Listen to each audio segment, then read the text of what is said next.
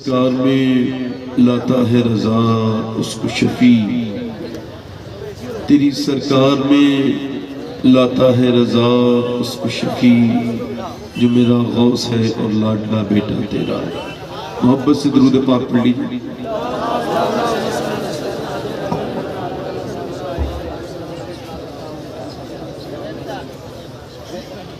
بعد حمد و درود لائق احترام، لائق تعظیم، میرے امامے کی زینت ممبر شریف پر تشریف فرما معزز علماء اہل سنت، معزز سامعین و سامعات، السلام علیکم ورحمۃ اللہ تعالی وبرکاتہ۔ آپ کو میں بھاری تو نہیں لگ رہا ہوں؟ میں میری تقریر کا اعلان ہوا ہے تو کافی لوگ اٹھ کے گئے۔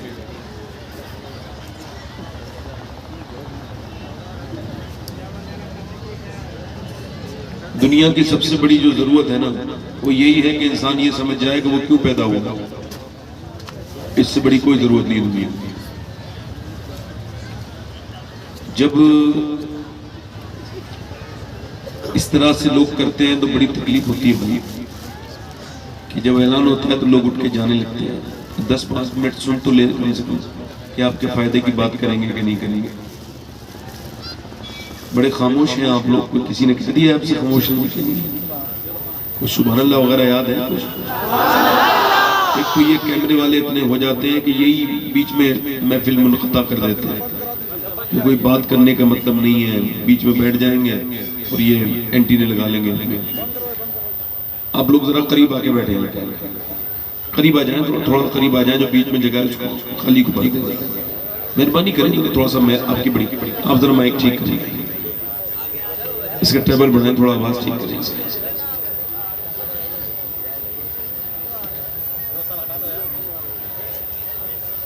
ماشاءاللہ کافی سمجھدار لوگ بھی ہیں ادھر،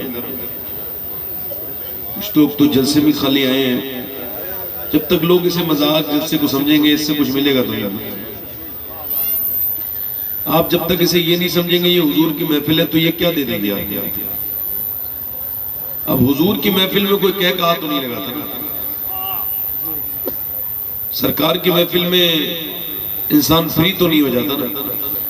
اب اگر قوم علماء کے سامنے کہتا لگائے گی تو پھر علماء کا کیا ادب رہ جائے گا؟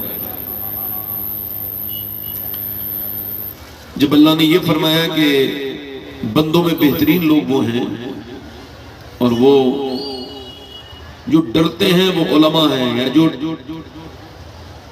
یعنی اس نے پہلے جب یہ ذکر کیا کہ ویسے تو ساری دنیا ایک جیسی ہے ہی، انسان بھی ہمارے مطلق ہی ہے کہ وہ کوئی ایسی بات تو نہیں، مگر یہ کہ جب اس نے یہ کہا کہ جو ڈرتا ہے وہ عالم ہے، تو اس وقت افسوس یہ کہ بڑی حیرت کی بات یہ کہ جو جنہیں ڈرانا چاہیے کہ جب وہ کہوں کو فروغ دیں گے تو پھر یہ قوم کہاں سے ڈرے گا؟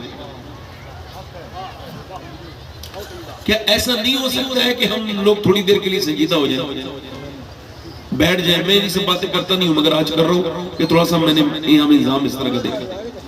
میں آپ کی خدمت کرنے آیا ہوں، آپ کا خادم ہوں، میں کسی تعریف کے لائق نہیں ہوں۔ مجھے یہ بھی نہیں پتا میں جہنم میں جاؤں گا یا جنت میں، تو جس کو اتنا بھی نہیں پتا ہو کہ وہ جنتی ہے جہنمی ہے تو وہ کیا تعریف کے لائق ہے؟ تعریف کے لائق تو وہ ہے کہ جس کو یہ پروانہ مل گیا ہو کہ بھئی اب تم جنتی ہو، ہے نا؟ آپ حضرات میں جو لوگ کھڑے ہیں اگر آپ لوگ بیٹھنا جانتے ہیں تو مہربانی ہو جائے گی، اگر بیٹھ جائیں گے تو بڑی آپ کی مہربانی ہوگی، بڑی مہربانی ہوگی۔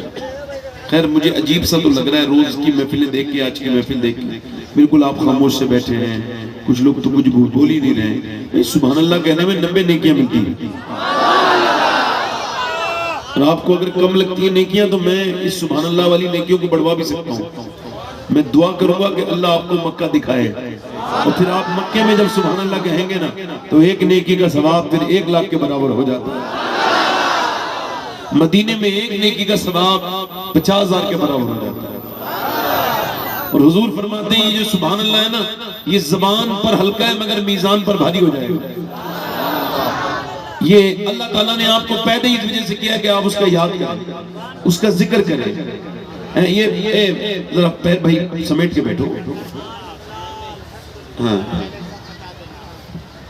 کچھ دنوں کے بعد جلسے ہوا کریں گے تو پبلک نہیں آیا کرے، کیمرے آیا کریں گے۔ یہی بس لگ گئے یہ ہو جائے. دیکھ رہے ہیں زبردست قسم کی میڈیا ہے. اللہ معاف کرے, بڑی بری روش پیدا ہو گئی ہمارے یہاں.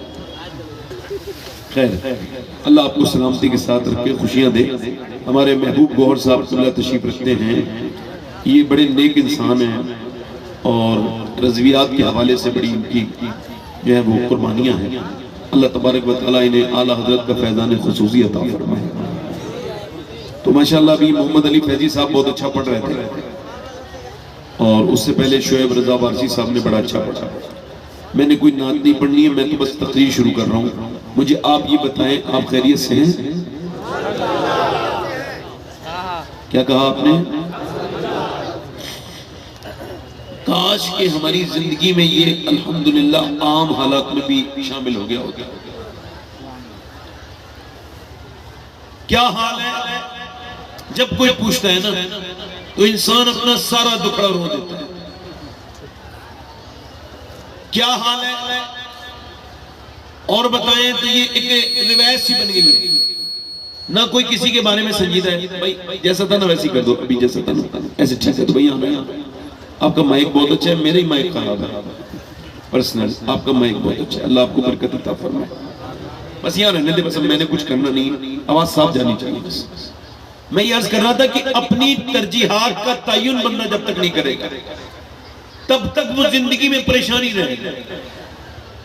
سردی بڑی ہو رہی ہے, گرمی بڑی ہو رہی ہے, یہ سب وہ باتیں ہیں جو غوث عالم فرماتے ہیں جو یہ موسموں پر اعتراض کرتے ہیں وہ دراصل اللہ کے کاموں پر اعتراض کر کے اللہ پر اعتراض کر دیتے ہیں.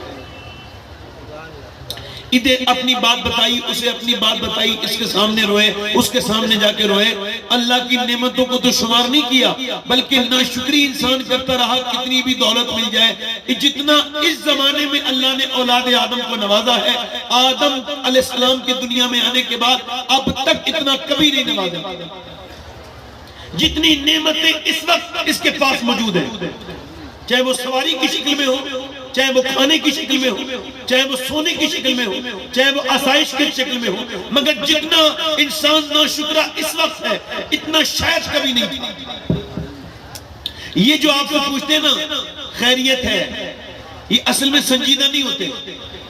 خیریت پوچھنے والوں کو آپ دیکھیں یہ سنجیدہ نہیں ہوتے. اگر آپ بتائیں گے میں پریشان ہوں تو آگے سے پھر یہ آپ کی خیریت کی پوچھنا بندی کر دیں گے. یہ جو آپ کو روز میسج بھیجتے ہیں نا گڈ مارننگ, گڈ نائٹ, اور یہ جو جمعہ مبارک کے میسج بھیجتے ہیں, یہ کبھی آپ کو ملے نا تو آپ ان کو ایک واٹس ایپ پر واپس میں ریپلائی میں میسج کیجئے, تب پول کھل جائے گی. ان سے کہیے مجھے 10,000 روپے کی ضرورت ہے, انشاءاللہ میسج تو چھوڑیے یہ آپ کو بلاک کر دے گا. یہ سب کو حال بتا کے غوث اعظم فرماتے سب کو حال بتاؤ گے تو بے حال ہو جاؤ گے. حال اسے بتاؤ جو حال بدل سکتا ہے. حال اسے بتاؤ جو حال بدل سکتا ہے. فرماتے غوث اعظم اللہ کی شکایت کرنی ہے تو اس سے کرو جو اللہ سے زیادہ مہربان ملے.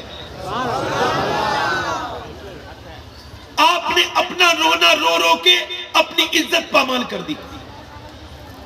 آپ کو چاہیے تھا کہ درد کا فائدہ اٹھائیں مگر آپ نے درد کو رسوائی کا سبب بنوا لیا. رابعہ بصری کی طبیعت خراب تھی, طبیعت ٹھیک ہو گئی, رونے لگی اور رو کے کہتی تھی مالک تو نے مجھے شفا کیوں دے دی. کسی نے پوچھا سب ٹھیک ہو جاتے تو شکر ادا کرتے, تو یہ کیا کہہ رہی ہے رابعہ؟ کہنے لگی بات تم نہیں سمجھو گے, جب میں بیماری میں اپنے رب کے سامنے سجدہ کرتی ہوں تو وہ لطف نہیں آتا جو صحت میں مزہ آتا ہے. جو کہ بیماری میں لطف آتا ہے وہ صحیح حالات میں لطف نہیں آتا. تو وہ سجدہ جو درد میں کیا جائے بغیر درد والے سجدے سے کہیں اعلیٰ اور افضل ہے.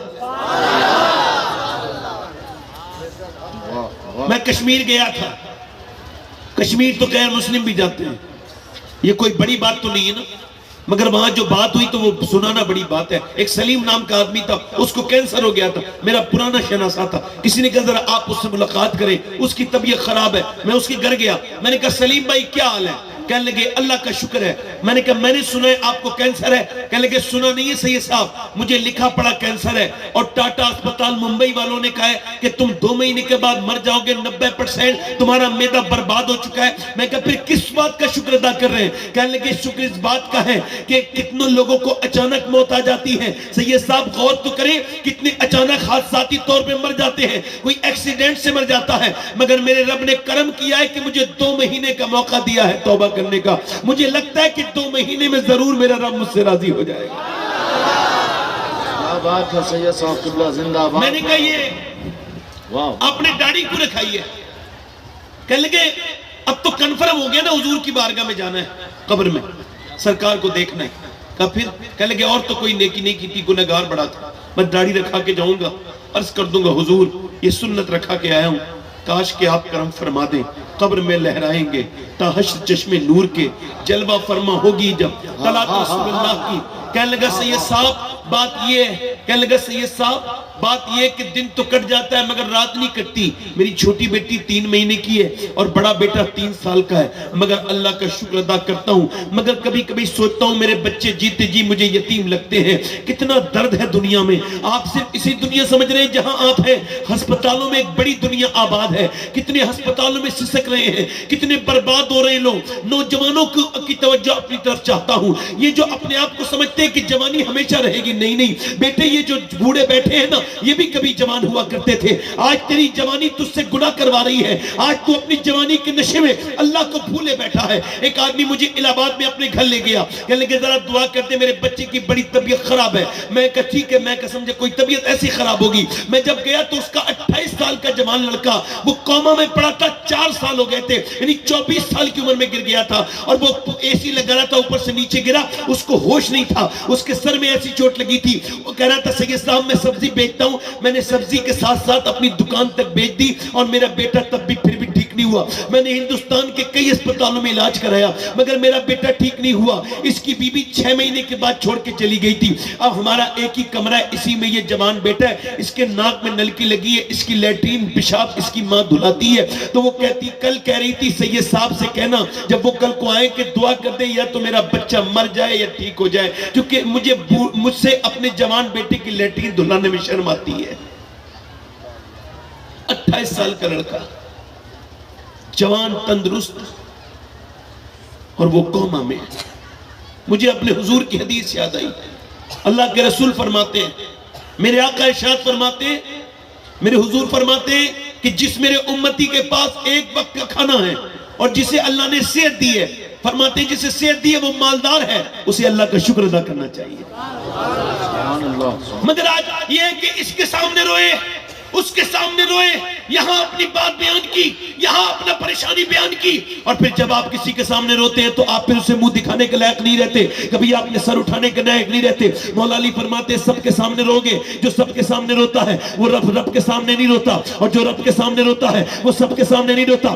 آپ ایک مرتبہ اپنے رب کے سامنے رو کے دیکھیے, آپ کسی اور کے سامنے روئیں گے وہ آپ کو نظر نہیں اٹھانے دے گا. کہے گا تو ایک دن پریشانی میں آیا تھا, میں نے تیری پریشانی دور کی تھی, بھول گیا اپنی پریشانی کو, اپنا دور بھول گیا, آج اپنی تجھے اوقات یاد نہیں رہی. اللہ فرماتا ہے تو کسی کے سامنے بھی روئے گا وہ تجھے ذلیل کرے گا, تیری نظر اٹھنے نہیں دے گا. تو سن, اگر تو لوگوں کے سامنے روئے گا وہ تیری نظر اٹھنے نہیں دیں گے, اور اگر میرے سامنے روئے گا تو میں تیری نظر جھکنے نہیں دوں گا.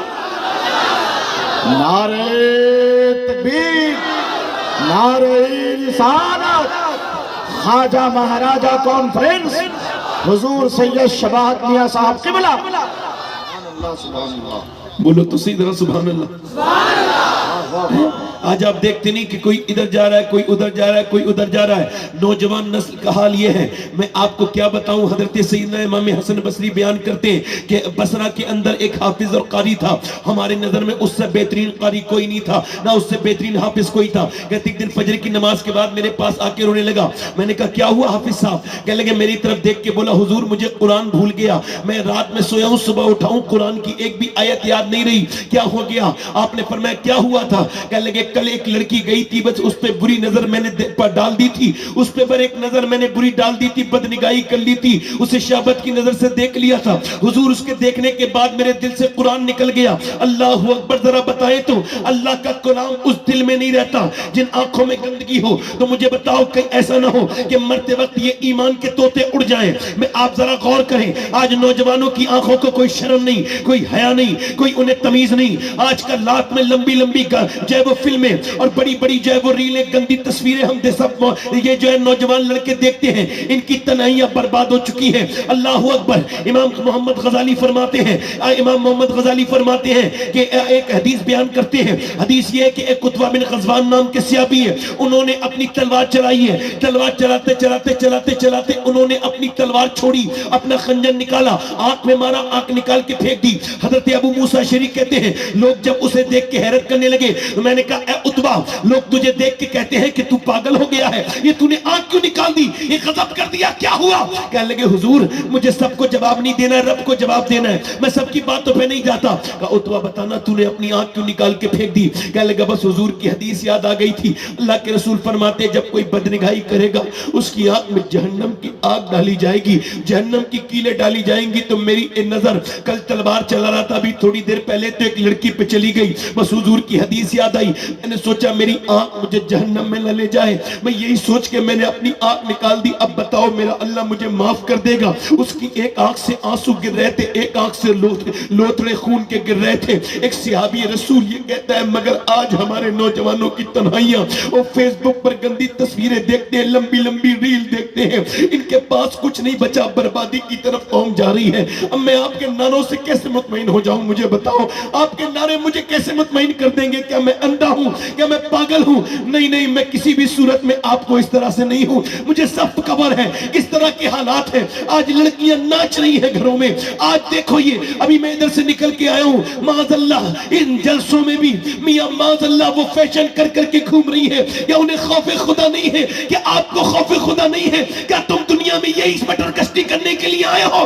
مجھے بتاؤ کہ تمہاری قوم کے پاس کوئی ایسا انسان نہیں تھا جسے سب اپنا رہنما مان لیتے؟ ارے سنو تو, ہندوستان کے لڑکے تو چھوڑو, یہ عرب امارات کے لڑکے, یہ کویت دبئی کے لڑکے, یہ عمان کے لڑکے, یہ جہاں کے 10 سال سے 15 سال تک کے بچوں پر جب مکے اور مدینے کے اور پورے گلف کنٹری کے ریسرچ ہوا کہ یہ بچے بڑے ہو کے کیا بننا چاہتے ہیں, آپ کو حیرت ہوگی یو ایس نے جب ان پر ریسرچ کیا تو انہوں نے کہا, سارے بچوں نے یہ کہا کہ ہم بڑے ہو کر کے کرسٹیانو رونالڈو بننا چاہتے ہیں. یعنی ایک فٹ بالر کی طرح بننا چاہتا ہے پورا عرب. یعنی پورے عرب کے بچے, ان کے پاس کوئی نمونے عمل نہیں تھا. پورے عرب یہ اپنے آپ کو بڑا سمجھتے ہیں. یہ جو عرب کے شیخ یہ اپنے آپ کو کہتے ہیں ہم بہت بڑے ہیں, میں انہی کی بات کر رہا ہوں. ان کے بچے جب یہ کہتے ہیں ہم کرسٹیانو رونالڈو بننا چاہتے ہیں, تو انہوں نے رونالڈو کو ہائر کیا, اس کو خریدا, اب اس سے وہ فٹ بال سکھا رہے پورے عرب دنیا کو کہ عرب دنیا کے پاس کوئی ایسا انسان نہیں تھا جسے وہ اپنی کتابوں میں شامل کرتے, جسے وہ اپنے نصاب میں شامل کرتے, جسے وہ اپنے بچوں کا آئیڈیل بناتے. یا ہندوستان میں کوئی ایسا نہیں تھا. ہندوستانی مسلمانوں کے پاس یہ جو لڑکے, یہ جو ہیرو کی طرح فلمی دنیا کے بالی ووڈ کے کندھے کھٹکے ڈھٹیا اور بدترین قسم کے لڑکوں کی طرح وہ تصویریں کھنچواتے ہیں, انہی کی طرح ریل بنواتے ہیں, انہی کی طرح کپڑے, انہی کی طرح چال ڈھال. یا ان کے پاس کوئی نہیں تھا. ہمارے پاس تو ایک ایسا رول ماڈل تھا کہ پوری دنیا میں, پوری انسانیت میں کسی کے پاس ایسا رول ماڈل نہیں تھا. اس کے بعد اس کے جیسا انسان پیدا نہیں ہوا.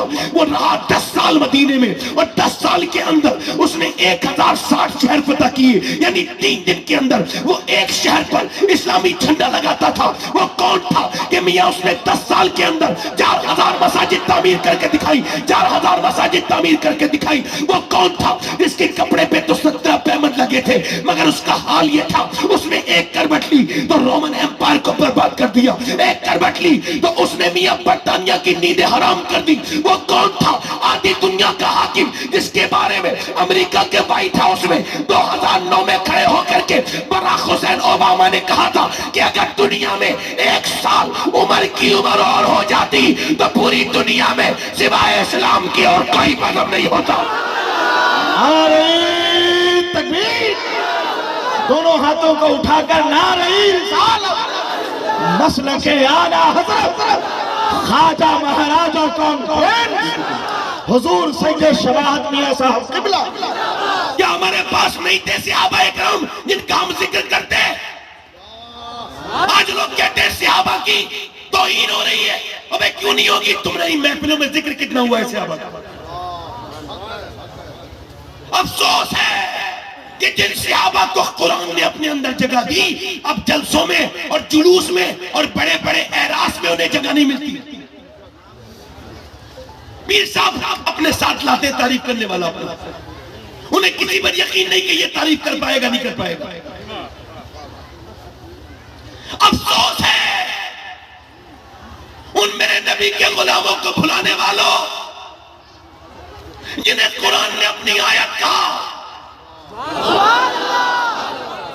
وہ کون ہے؟ میاں صاحب کہتے جب تک میرے عرس میں میری تعریف نہیں ہوگی میرا عرس کامیاب نہیں ہوگا. میں نے کہا میاں صاحب سنو، اگر آپ کی تعریف نہیں ہوگی تو عرس کامیاب ہوگا، مگر اگر ابو بکر عمر کی ہو گئی تو قبول ہو جائے گا. تمہاری تاریخ تو کچھ اور تھی، مگر تم چلے کسی اور طرف گئے. تم تو 313 تھے. کتنے تھے بولو؟ اور تمہارے پاس کوئی سر و سامان بھی نہیں تھا، نہ کوئی طاقت، نہ کوئی عملہ، نہ کوئی تمہارے پاس کوئی بہت بڑی بحری جہاز، کچھ بھی نہیں تھی. تم کیا تھے؟ کچھ بھی نہیں تھے. ادھر سے جو ہے وہ 1000 فوج نکلی ہے. مسلمان عورتوں نے، میری بہنیں سنیں، میری بیٹیاں سنیں، وہ کافر وہاں کی مکے کی عورتیں اپنے زیورات نکال کے دے رہی ہیں ابو جہل کو. لو جاؤ اسلام کو مٹا دو، لو یہ ہماری دولت لے جاؤ، اپنے زیور، اپنے کانوں کے بندے، گلے کے ہار ساری مکے کی عورتوں نے دے دیے کہ لوگ گھوڑے جمع کرو، اسلحے جمع کرو اور اسلام کو مٹاؤ. مگر جب مدینے کی عورتوں کی باری آئی تو وہ کہنے لگی یا رسول اللہ ہمارے پاس مال تو نہیں ہے مگر ہم اپنے لال پیش کرتے ہیں. لال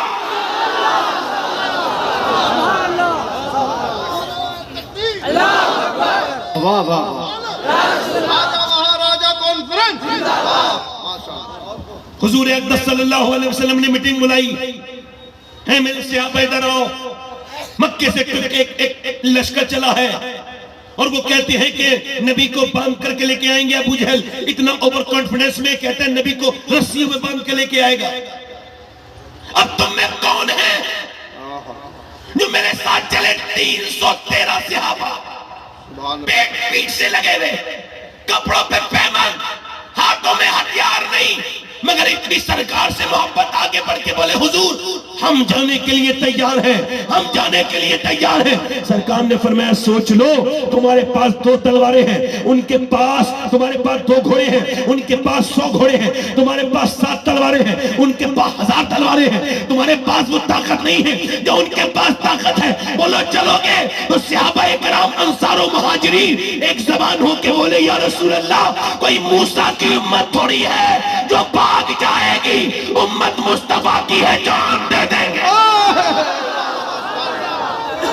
اللہ یا رسول اللہ زندہ باد، زندہ باد. اللہ اکبر، ماشاءاللہ، بہت شاندار. اس کا تھوڑا سا آواز ٹھیک کرو بھائی. ٹریبل بڑھاؤ، ٹریبل. دل لگا کے بولو سبحان اللہ. سبحان اللہ. بس یہاں رہنے دو، ای کو کم کر دو. دل لگا کے بولو سبحان اللہ، مسکرا کے بولو سبحان اللہ. میاں صحابہ کرام چلے، ایسے بھی لوگ کبھی دیکھے تاریخ نے نہیں. میرے نبی پاک نے فرمایا چلو اب لڑنے کے لیے کم سے کم تلواروں کی تو ضرورت ہے. اب وہ 313 کیا لے کے جا رہے ہیں؟ 7 تلواریں. ان میں سے کچھ تلواروں کے جو ہے وہ دستے ٹوٹے ہوئے، کچھ کی نوکیں ٹوٹی ہوئی ہیں. اب وہ صحابہ کرام کہتے ہیں حضور کیا لے کے جائیں؟ سرکار نے فرمایا کھجور کی ڈنڈیاں دے دو. اب کھجور کی ڈنڈیاں لے کر کے جا رہے ہیں. کبھی کھجور کی ڈنڈیوں سے تم لڑتے دیکھا ہے؟ نہ پہلے کبھی کوئی لڑا تھا، نہ اس کے بعد کبھی کوئی لڑا. یہ تو میاں یقین کی جنگ تھی، یہ تو اللہ پر یقین کی جنگ تھی، یہ تو وہ توکل تھا جو اللہ کے اوپر صحابہ کرام کو تھا. وہ جب نبی پاک کے ساتھ نکلے، یہودیوں نے دیکھا کہ وہ ایسے ہواؤں میں لہرا رہے ہیں جیسے ان کے ہاتھوں میں کوئی ایٹم بم ہو. ایسے ان کھجور کی ڈنڈیوں کو لہراتے تھے.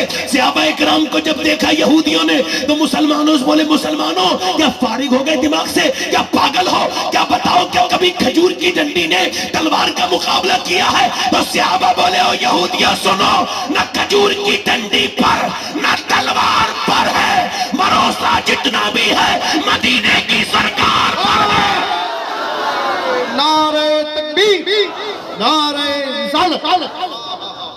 بولو تو صحیح ذرا سبحان اللہ. سبحان اللہ. یہ چلے ہیں لوگ اے دیوانے چلے ہیں، میرے نبی کے دیوانے، میرے پیغمبر کے دیوانے، میرے رسول کے عاشق. تم نے کبھی سوچا ہے کہ تم کہاں سے نکلے تھے؟ یہ دیکھو تم یہاں پہ آئے ہو، اب بدر کے میدان میں آ گئے، اب یہاں پر ریت ہے. وہ لوگ جنہوں نے پوری رات ناچ دیکھا تھا، ادھر کفار مکہ کی طرف ناچ چلا تھا پوری رات، وہاں پر جو ہے فلمیں چلی تھی، وہ معاذ اللہ معاف کیجیے گا، وہاں پہ ڈانس چلا تھا اور عورتیں ناچی تھی، اور وہاں پہ ڈانس چلا تھا، عورتیں ناچی تھی، وہاں پہ بکرے کٹ کے جو ہے نا وہ بکرے کاٹ کے انہوں نے کھائے تھے، وہ اونٹ کھا کے کھائے تھے، انہوں نے جو ہے وہ بھون کے کھائے تھے. اب یہ ادھر روزے کی حالت میں چلے ہیں صحابہ کرام، رمضان کا مہینہ ہے، ادھر یہ صحابہ کرام جو ہے وہ نبی پاک صلی اللہ علیہ وسلم کے غلاموں سنو، یہ صحابہ کرام روزے کی حالت میں چلے ہیں، اور جب روزے کی حالت میں میرے پیغمبر کے ساتھ گئے ہیں، ادھر کفار مکہ کہنے لگے انہیں چٹکیوں میں مسل دیں گے، چٹکیوں میں، ان کے پاس تلواریں تو ہے نہیں، یہ ہمارا مقابلہ کرنے آئے ہیں، ان کے پاس تلواریں تو ہے نہیں، یہ آخر لڑیں گے کس بات سے؟ نبی پاک کے غلاموں سنو، مسلمانوں کی مذاقیں اڑنے لگی، ٹون کسنے لگے، ادھر سے بری باتیں آوازیں آنے لگی،